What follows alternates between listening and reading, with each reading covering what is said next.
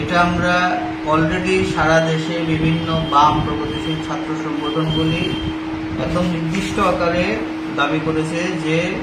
এই যে প্রশ্নপত্র ফাঁস হয়েছে তার জন্য এই পরীক্ষার প্রক্রিয়া টোটালি বাতিল করে আবার নতুনভাবে পুরো প্রক্রিয়া চালু করে পরীক্ষা গ্রহণ করা, এবং এই যে সেন্ট্রালাইজড এডুকেশন সিস্টেম এটার জন্য আপনারা দেখছেন কয়েকদিন আগে যে আপনারা বিদ্যাজ্যোতির যে মাধ্যমিক উচ্চ মাধ্যমিকের ফলগুলো বেরিয়েছে, এখানে স্পষ্ট হয়ে গেছে যে রাজ্য সরকার যেভাবে বিদ্যাজ্যোতির নামে বিভিন্ন স্কুলকে সেন্ট্রালাইজ এডুকেশন সিস্টেমের আন্ডারে আনতে চাচ্ছে, তার ফল আমরা দেখেছি যে টোটালি ফেলিয়ার এই রাজ্যে। তার জন্য আমরা দাবি করছি এই নিট এগুলো বাতিল করে রাজ্যের হাতে যেমন এডুকেশন সিস্টেমের এবং এডুকেশনের ক্ষেত্রে যে আইনগুলো তৈরি করা, এগুলোর জন্য রাজ্য সরকারের কাছে ছাড়ে এবং এই সেন্ট্রালাইজড এডুকেশন সিস্টেমের জন্য অতি সত্বর বাতিল করে। আরেকটা মূল যে জিনিসটা আমাদের রাজ্যের, আপনারা দেখছেন যে এইসব নিয়োগ প্রক্রিয়ার প্রশ্নপত্র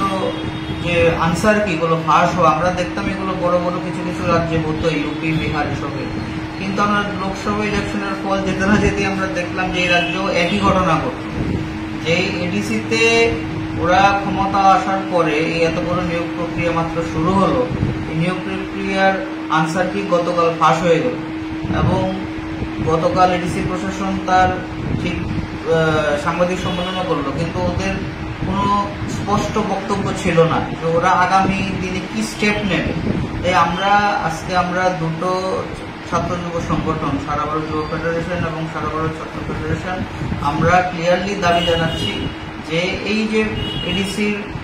নিয়োগ প্রক্রিয়ার যে প্রশ্নপত্রের আনসার কি ফাঁস হয়েছে তার সঠিক তদন্ত হোক, যারা দোষী তাদের উপযুক্ত শাস্তি দেওয়া হোক, এবং এই নিয়োগ প্রক্রিয়া বাতিল করে নতুনভাবে টোটাল প্রসেসটাকে আবার চালু করে এবং নিয়োগ প্রক্রিয়ার যে স্ট্রাকচার সেটা যেন নতুনভাবে একদম দ্রুত এই নতুনভাবে সার্কুলার বের করে আবার নিয়োগ প্রক্রিয়া শুরু হয়। এটাই আমাদের মূল বক্তব্য।